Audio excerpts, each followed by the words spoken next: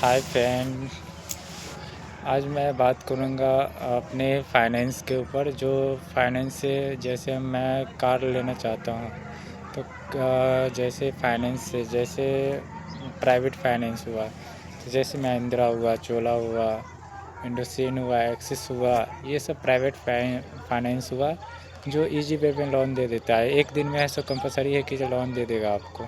ठीक है, सारा डॉक्यूमेंट ओके रहा तो इसमें ज़्यादा फोर्स आपका ऐसा डॉक्यूमेंट भी नहीं लगता फाइनेंस में। जैसे मान लीजिए कोई एग्रीकल्चर है, जैसे उनके पास ज़मीन है, खेती बाड़ी करता है, फॉर्मल है सीधा, तो उसमें डॉक्यूमेंट क्या सब लगता है। वो चाहता है कि जो नहीं मुझे एक गाड़ी लेना है, तो वो जाता है शोरूम गाड़ी लेने के लिए। तो गाड़ी लेने के लिए जाता है तो उसमें वहाँ पे गाड़ी देखता है कोई चीज़, जैसे डिज़ायर हुआ, स्विफ्ट डिज़ायर या डिज़ायर हुआ, जो भी गाड़ी है 8 लाख 10 लाख का उसका टोटल ऑन रोड आता है। और एक्सेसरीज आता है वो अलग से रहता है उसमें। तो इतना इतना रेट ऑफ इंटरेस्ट या क्या है नहीं है वो सब डीलर सब बता देता है। उसके बाद आपका क्या पेपर लगता है उसमें, मान लीजिए कि जे हम गाड़ी लेने जाते हैं, उसमें डॉक्यूमेंट क्या सब लगेगा। डॉक्यूमेंट में जैसे आपको पहले पूछेगा डीलर कि जो आप क्या करते हैं, तो आप बता सकते हैं कि जो मैं ऐसा फार्मर हूँ या खेती बाड़ी है और मैं गाड़ी लेके भाड़े पे या ऐसे चलाता हूँ।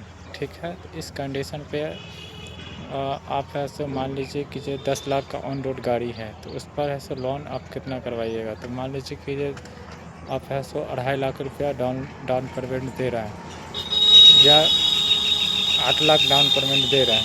और तो मान लीजिए कि जो 2.5 लाख रुपया हमने डाउन पेमेंट वहाँ पर दिया, 2.5 लाख रुपया, तो मेरा है सो समथिंग 7.5 लाख का लोन होगा। 7.5 लाख का लोन होगा। जैसे वहाँ पे फाइनेंस बहुत सारा फाइनेंस सब रहता है, जैसे महिंद्रा हो गया, चोला हो गया, इंडसइंड हो गया, एक्सिस हो गया, श्रीराम हो गया, जितनी भी फाइनेंसर होती है सब वहाँ पे रहती है। इजी वे में एक दिन में आपको लोन कर देगा। लोन में डॉक्यूमेंट में आपसे क्या पूछेगा, डॉक्यूमेंट में पेन आधार कंपलसरी है, बैंक स्टेटमेंट 6 महीना का ले लेगा आपका। उसके बाद आपका बोलेगा कि ये घर में बिजली बिल है, तो बिजली बिल एक लगा देना है आपको। उसके बाद एक ज़मीन का रसीद आपसे मांगेगा।